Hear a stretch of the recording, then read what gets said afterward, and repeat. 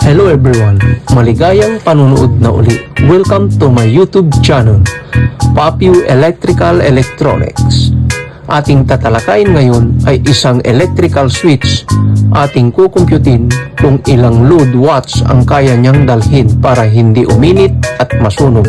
Tignan natin ngayon kung ilang amperes ang switch na ito.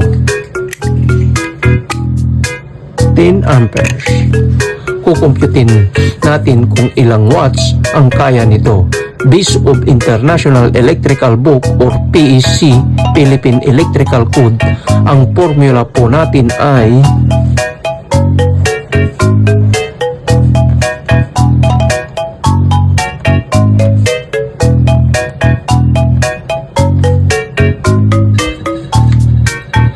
power, current, voltage.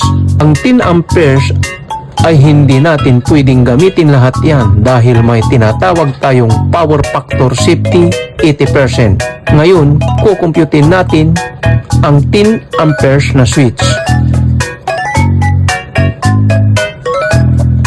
10 amperes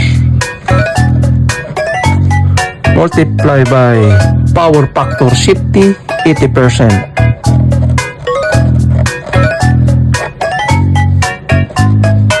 Equals 8 amperes.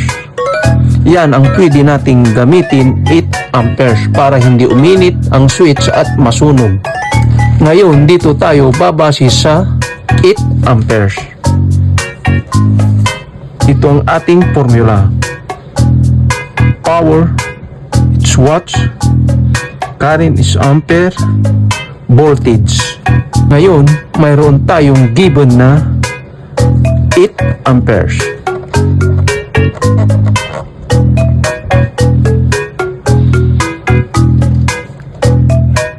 Power equal current multiply by voltage. Ang given ay 8 amperes